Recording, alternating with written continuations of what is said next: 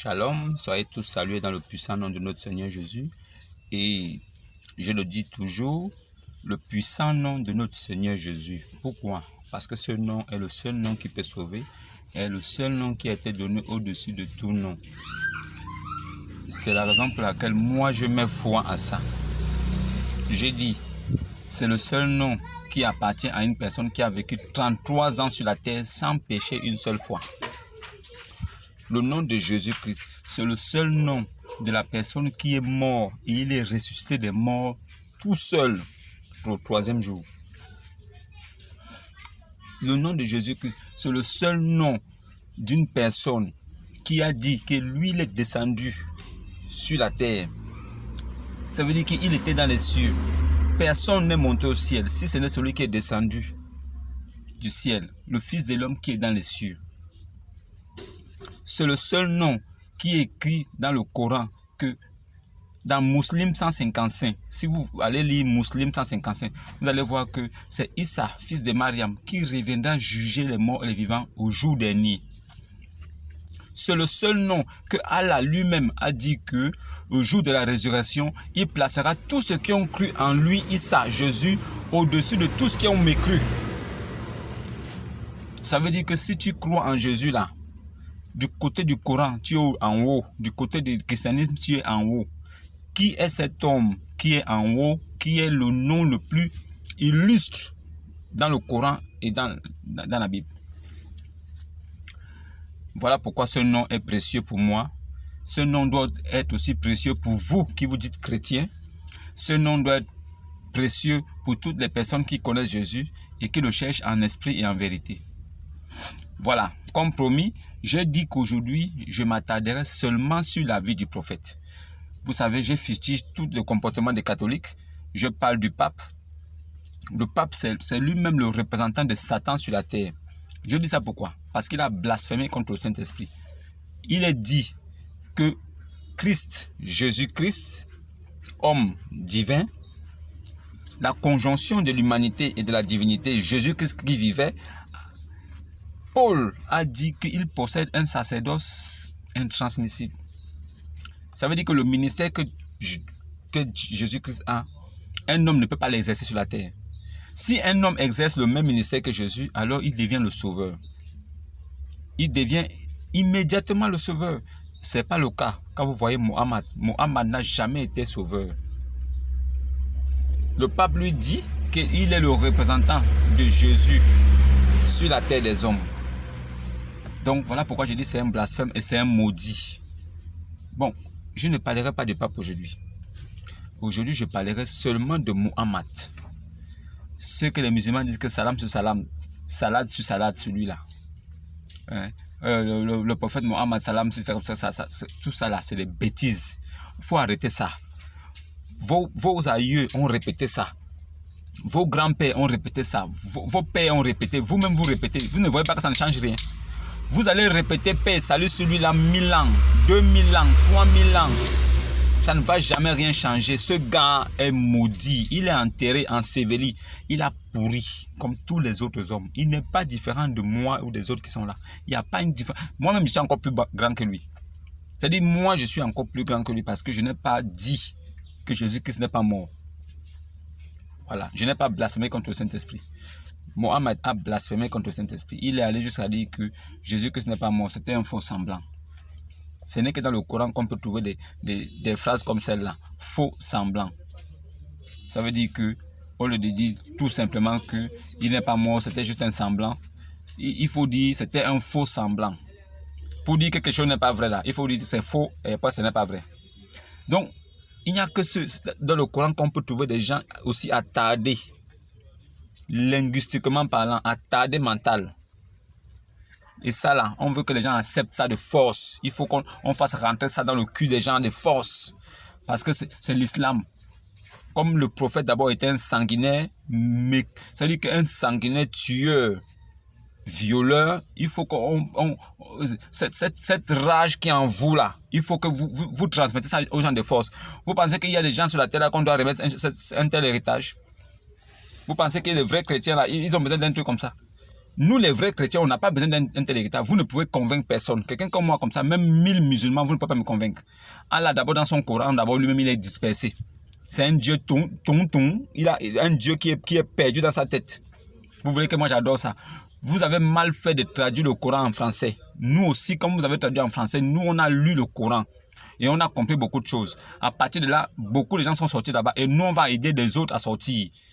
Voilà. Nous sommes la porte de sortie. Voilà. Moi, je suis la porte des étoiles. Je suis la porte qui permettra aux gens de quitter vos religions là et de retrouver la liberté. C'est moi la porte. Vous allez voir. Mohammed, c'est un faux prophète. J'ai dit déjà d'entrée de jeu. D'entrée de jeu, j'ai dit Mohammed, c'est un faux prophète. Je vais vous expliquer. Je prendrai au moins 20 minutes pour vous expliquer sa vie. Et cette vie-là, vous la retrouvez dans les Saïd Aboukari, dans les hadiths, puisqu'ils ont enlevé la vie du prophète dans le Coran. C'est-à-dire qu'ils se sont arrangés expressément pour enlever toute la vie du prophète dans le Coran, pour éviter que les gens qui lisent le Coran continuellement puissent voir ça. C'est les choses qui ne peuvent pas encourager un musulman à rester là-bas. Donc ils ont enlevé. Ça se retrouve dans les Saïd Aboukari et dans les hadiths. Pourquoi ça se retrouve là-bas? Parce que c'est les choses qui ont été écrites de Aïcha, de ses califes, de lui-même. Ces choses-là sont gardées. Le degré de recevabilité de Saïd Aboukari est de 100%. Donc, personne ne peut, il n'y a même pas un érudit du livre coranique qui peut venir se mettre dire que non, c'est faux. Donc, c'est authentique. Ce que je veux dire là est authentique. Il n'y a pas un seul qui peut venir me dire c'est faux. Il n'y a pas. Sauf si lui-même les mécréants ne sont pas livres. Parce que Allah leur a dit que pour aller au paradis là, ils doivent croire aux signes. Ça veut dire que tout ce qui est écrit et dit concernant le Coran et Mohammed et tout ça, ils doivent croire. Ils doivent accomplir la salat, la zakat. Ils doivent aussi être musulmans. Maintenant, après, entrer au paradis. Les mêmes conditions s'imposent aussi aux djinns. Les djinns, c'est les démons. Les démons aussi, ils doivent accomplir la salat, la zakat. Ils doivent aussi croire aux signes. Et ils doivent être des musulmans. Ils rentrent au paradis.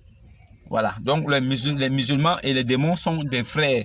Ils iront au paradis ensemble. Donc, imaginez bien le paradis où on va trouver des démons avec des musulmans. Imaginez quel genre de paradis ça peut être. Mohammed n'est pas un prophète de Dieu. Je vais dire, lui-même d'abord, il sort d'où? On connaît son arbre généalogique. On connaît qui était son grand-père. Son grand-père, c'était Al-Muttalib. Al-Muttalib était un homme riche, béni. Il avait en sa possession des esclaves aussi. C'était un marchand d'esclaves. Alors, lui, il avait dans la Kaaba, à cette époque-là, il n'y avait pas encore la Mecque. Ça veut dire que la Mecque était un lieu où beaucoup de pèlerins allaient souvent se retrouver.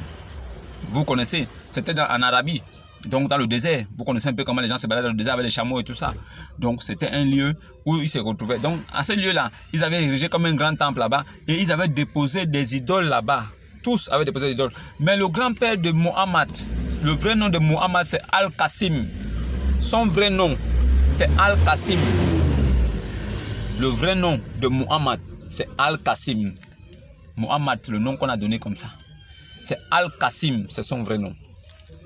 Alors, son grand-père Al-Muttalib était un riche monsieur qui possédait des idoles dans la Kaaba. Et il avait dit au démon, ça veut dire que à l'idole Oubal, le dieu Oubal, c'est une statuette. Il avait promis que si cette statuette-là le bénissait, alors il devait l'offrir un de ses fils. Lui-même, ce monsieur Al-Muttalib avait 10 fils garçons. Et quelques temps plus tard, quelques années après, il s'est retrouvé riche avec des biens. Alors un jour il dormait, il a eu une révélation. Un homme est venu lui dire que tu as promis à l'esprit que tu dois lui donner un de tes fils. Maintenant que tu es riche là, tu as tout ce qu'il faut. Tu attends quoi? C'est le moment. C'est le moment, brakata brakata, c'est le moment. Ha. Donc le gars s'est réveillé. Alors il a compris que c'était là. Il fallait qu'il réagisse. Il a réuni ses 10 fils. Alors il a pris la flèche de divination. En cette époque-là, ils avaient ce qu'on appelle la flèche de divination. C'était une flèche qu'on posait sur une pierre et on tournait. Là où ça pointait, ça veut dire que c'était le choix de l'idole ou bien du dieu qu'il priait. Alors il a pris la flèche de divination, il a mis sur une pierre, il a tourné. Ça a pointé Abdallah. Abdallah signifie esclave de Allah. Ça veut dire qu'en cette époque-là, Allah dit à Mohammed plus tard, en l'an 600, que nous avons fait descendre le Coran en langue arabe pour le peuple qui n'a jamais reçu le prophète. Donc ça veut dire que c'était la première fois que le Coran descendait. Donc ça veut dire que Allah se manifestait pour la première fois dans le monde. Comme Dieu, Elohim, s'était manifesté pour la première fois à travers Abraham, disant que Abraham, j'établirai mon alliance avec toi. Ça veut dire que la façon dont Dieu s'est manifesté à Abraham, là, c'est comme ça aussi que Allah se manifeste donc à Mohammed. Et quand il se manifeste à Mohammed, il dit que lui s'appelle Allah. Donc il a un Dieu qui a un nom différent du Dieu des Hébreux. Il a un nom différent du Dieu des Juifs. Mais lui c'est Allah. Allat, la déesse de la fécondité. La déesse de la fécondité. Allat qui était féminin, qui est devenu Allah, masculin. Le féminin de Allah, c'est Allat. Donc, comme ils adoraient une Dieu femme et que c'était trop... ça ne laissait pas bonne impression parce que Dieu était une femme. Alors, ils ont tout fait pour que Allat devienne Allah. C'est pour ça qu'aujourd'hui, c'est Allah Wakbal.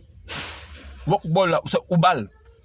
Allah Wakbal. Wakbal, là, c'est le Dieu auquel le papa, le grand-père Al-Muttalib avait carrément donné Mohammed. Il a donné Mohammed. Ça veut dire qu'il lui a donné à l'autel comme ça, mais il ne l'a pas tué. Il l'a donné. Donc, il a consacré. Alors, Al-Muttalib réunit ses fils. Il tourne la flèche de divination. Ça pointe Mohammed.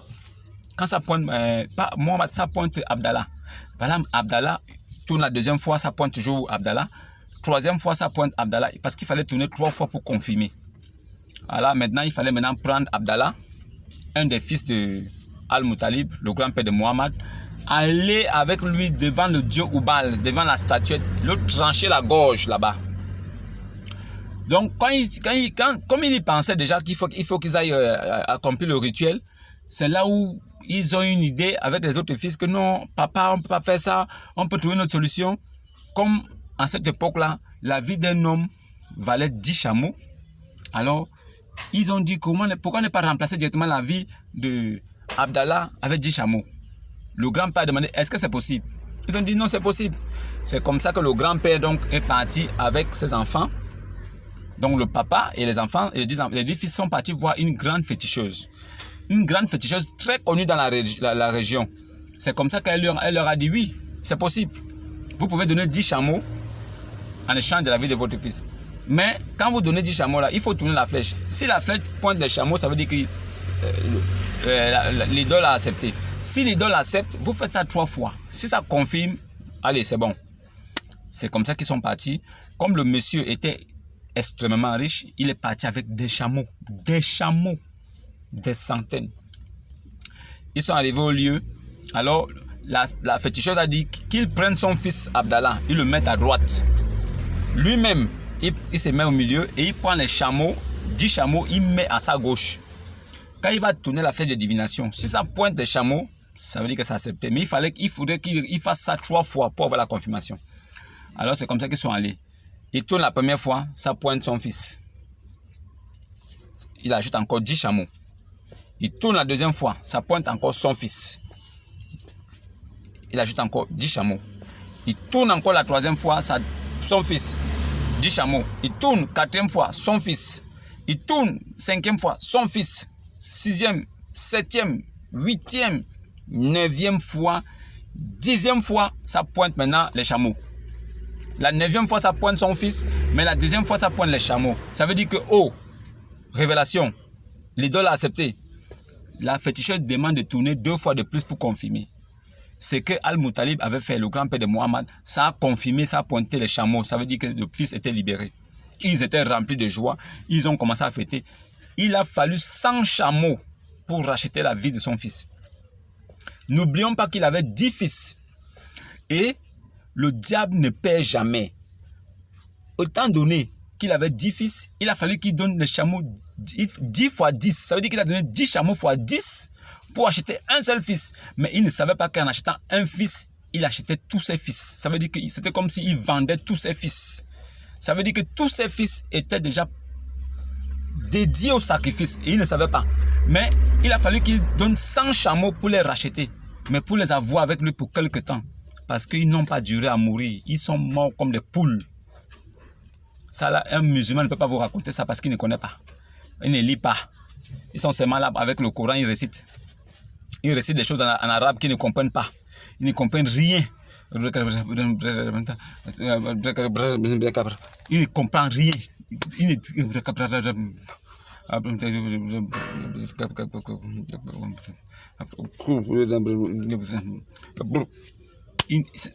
C'est quel Dieu ça qu'il faut faire comme ça, tu rumines les mots.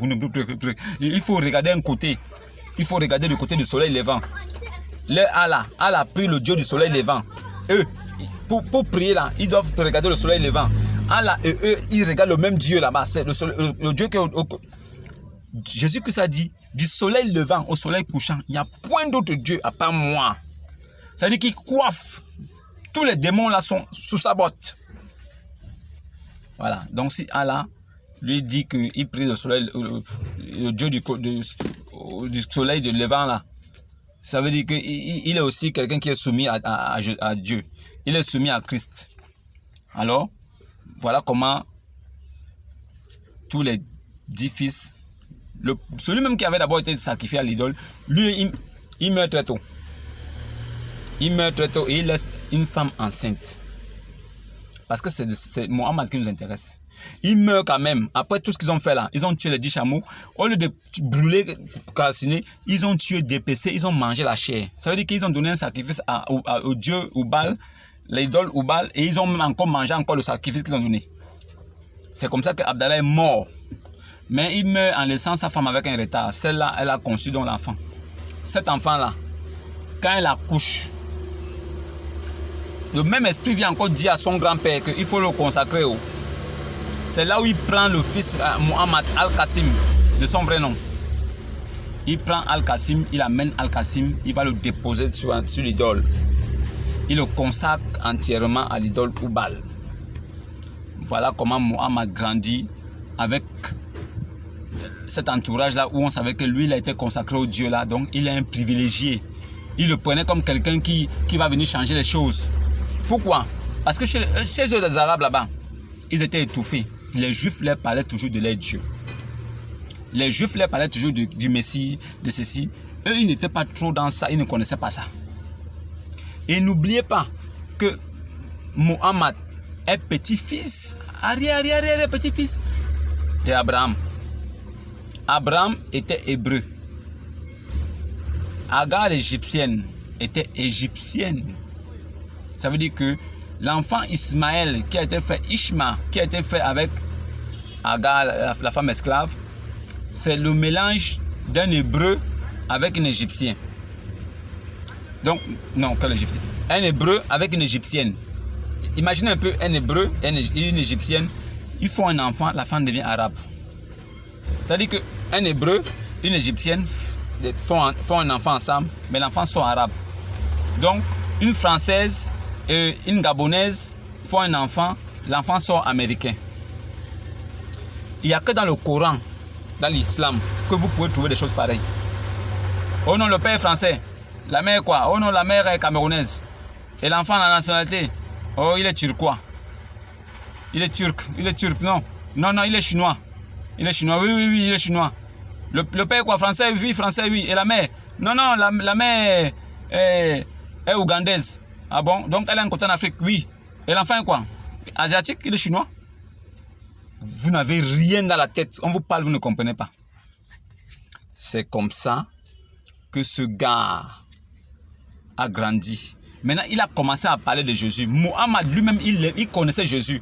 Et il connaissait que c'était par la grâce qu'on était sauvé. Voilà pourquoi quand, une fois, il discutait avec ses adeptes, ces gens avec qui il était, il leur a dit que même lui-même, c'est par la grâce qu'il est sauvé. Ces adeptes ont demandé que, oh, même toi, messager de Allah, authentique. Il dit oui, même moi. Voilà pourquoi il a dit que je ne sais pas. Ça veut dire que je ne suis pas une nouveauté. Je ne suis pas ça veut dire qu'il a dit que lui n'est pas une nouveauté. Il ne sait même pas ce que Allah va faire de lui. ni des gens qui le suivent là. Il ne fait que dire ce qu'il est révélé. Il n'est qu'un avertisseur clair. Muhammad, de son vivant, il adorait un Dieu qu'il ne connaissait pas. Il donnait des préceptes, il apportait des sourates, des révélations, il donnait ça aux hommes, qu'il faut appliquer ça, que c'est Allah qui a donné. Malgré qu'il faisait ça, il disait que la terre et tout ce qui s'y trouve appartient à Allah. Si tu n'acceptes pas Allah, tu dois mourir. C'est comme ça qu'il tranchait les têtes des gens.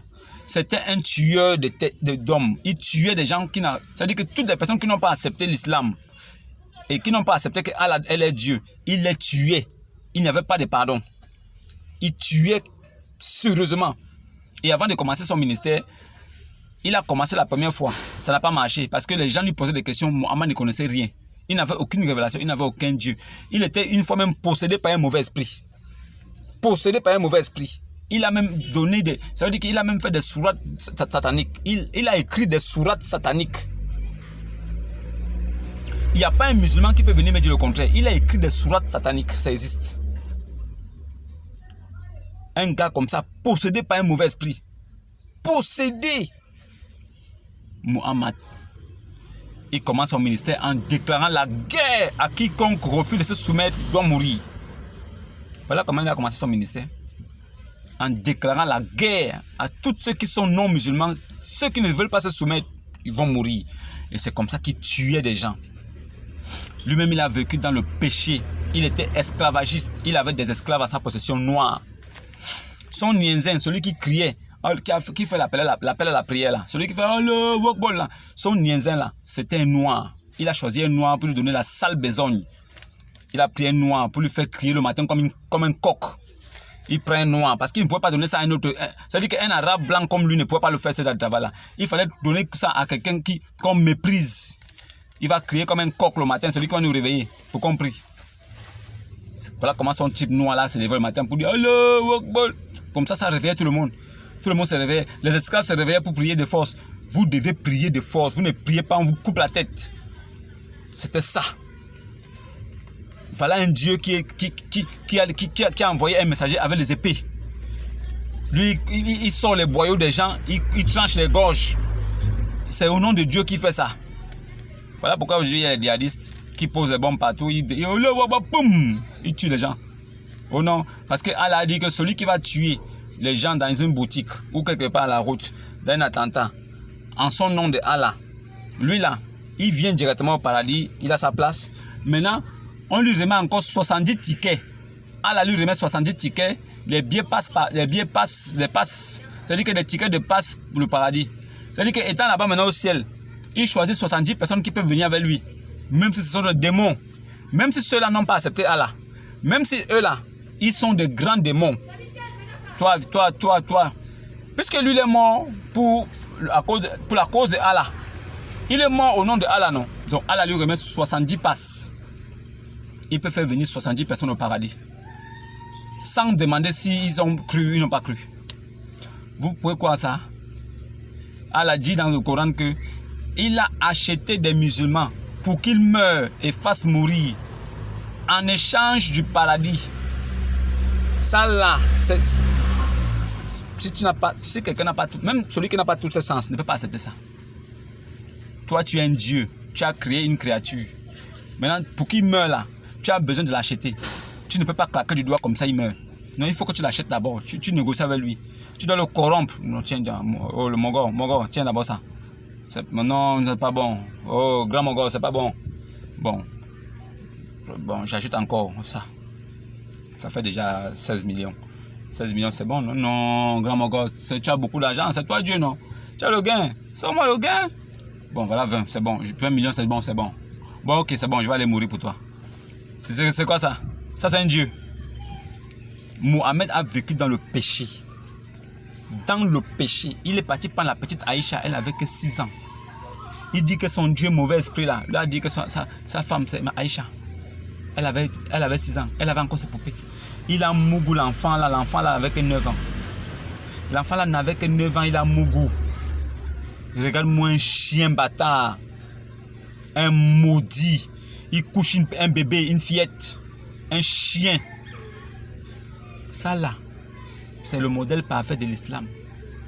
Les musulmans sont unanimes, le modèle parfait. C'est-à-dire, quand ils sortent ça de leur bouche, ils n'ont même pas honte. Le modèle parfait. Essayez vos bouches là, maudit. Le modèle parfait. Le modèle parfait où, s'il vivait dans notre temps là, il devait être en prison. Si Mohamed était vivant, en ce moment-là, il devait être en prison. À vie. Un maudit comme ça, il n'est même pas un exemple de comportement.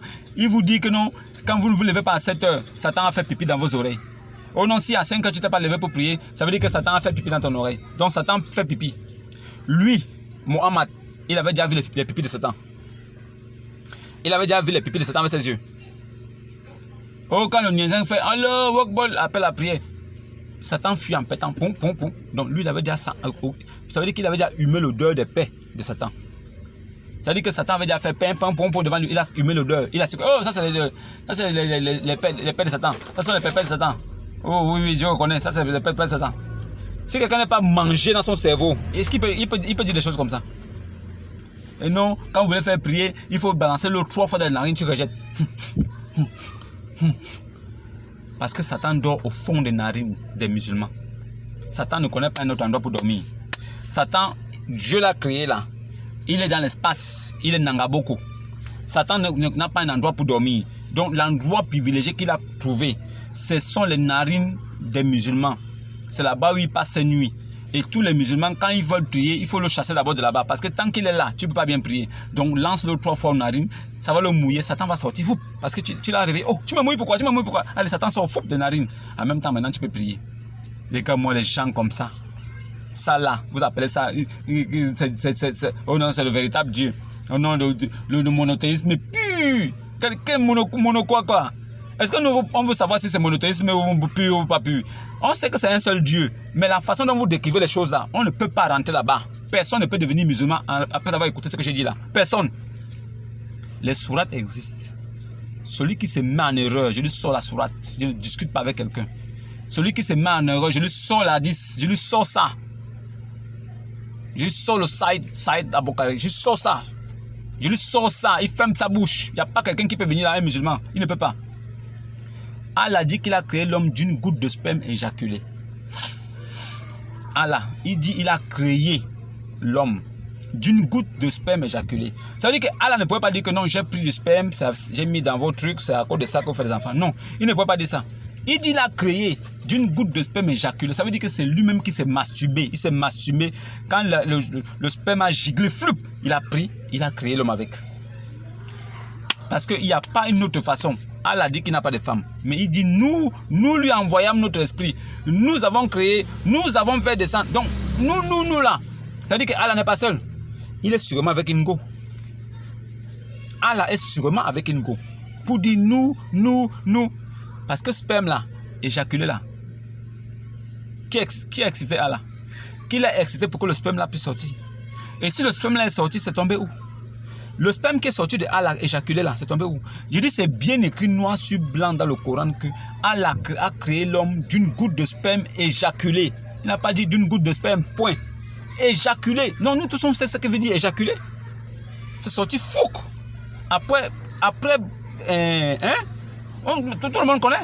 Il y a sûrement eu un mouvement pour pouvoir tirer ça pour que ça sorte. Dès que ça éjaculé, fou, il a récupéré, il a créé l'homme. Ça là. Vous devez croire ça. Ailleurs, vous voyez, il a créé l'homme d'une substance qui colle, plus de l'eau. Ailleurs, tu vois, il a créé l'homme de la poussière. Allah a créé l'homme 5 fois. Ça veut dire que dans le Coran, il y a 3 façons. Allah a créé l'homme de 3 manières différentes. Un Dieu qui ne sait pas comment on crée l'homme, il a créé l'homme 3 fois. Ça veut dire qu'il crée la première fois. Il n'est pas très sûr. Il dit, ah, de toute façon, j'ai créé là. Demain, là, quelqu'un peut venir dire que non, c'est lui qui a créé comme ça. En même temps, encore, il a créé l'homme encore maintenant de l'eau. Et il dit une substance qui colle. En même temps, c'est sûr, il va encore sortir. En même temps, encore, il crée encore l'homme encore de la poussière de la terre. Allah a créé l'homme de 3 façons différentes, de 3 manières différentes. Ce qui montre que c'est un menteur. Un Dieu connaît comment il crée l'homme. Il n'a pas besoin de créer l'homme 3 fois. Notre Dieu de la Bible, il dit, il a créé l'homme à son image. Puis, il forma l'homme. C'est-à-dire qu'il a formé l'homme pour que l'homme soit visible. Donc la création au départ était invisible. L'image de Dieu c'est invisible, esprit. Après maintenant il forma l'homme pour que l'homme soit visible. Assez clair. Non, au Coran, il y a une goutte de sperme éjaculé. Non, une substance qui colle, plus de l'eau. Oh non, non, de la boue. Allah, tu as créé l'homme de quelle façon? Allah a dit à Mohammed que la terre, il a créé la terre comme un tapis qu'on a roulé. Comme ça. Donc Allah a créé la terre comme ça. Plat comme ça, comme un tapis. Voilà. Et il a vu que le tapis peut faire comme ça là. Les gens peuvent tomber. Non, il faut créer les montagnes. Allah donc a créé les montagnes pour bloquer la terre. C'est-à-dire que les montagnes sont comme des poteaux. Des poteaux pour que la terre ne puisse pas basculer à gauche ou à droite. C'est ce qu'Allah dit dans le Coran. Il n'y a même pas un musulman qui peut s'approcher ici pour lui dire ça. Je vais l'insulter d'abord avant de donner la sourate. Restez où vous êtes. Musulmans, quand vous regardez mes vidéos, passez votre chemin. Je connais votre livre plus que vous. Donc, je vous préviens. Ne venez pas parler votre faux français là où on ne comprend pas ce que vous voulez dire. Passez votre route. J'ai dit Allah, il dit dans le Coran qu'il a créé la terre comme tapis roulé. Ça veut dire que la terre comme tapis roulé, comme les tapis sur lesquels il prie là, ils accomplissent sa salade là. Ça veut dire que Allah a roulé le tapis là comme ça. C'est plat comme ça. Maintenant, Allah a eu peur que le tapis là va faire comme ça, comme le tapis d'Aladin. Donc, il a dit, oh, le tapis là va faire tomber les gens. Il a maintenant créé les montagnes pour bloquer le tapis là pour que ça ne bouge pas. Le tapis maintenant, bang bang comme ça. Plus tard, on se rend compte que la terre est ronde. Il n'y a pas une montagne qui sort de nulle part pour venir bloquer la terre. Tu dis que c'est toi Dieu. Voilà comment tu as créé la terre. Et tu dis tu es Dieu. Je ne te crois pas. Allah, tu n'es pas Dieu. Tu ne peux pas être Dieu. En même temps, il dit que c'est lui, l'omnipotent, l'omniscient, le tout-puissant, le machin ceci, le... Après, il dit le repentant.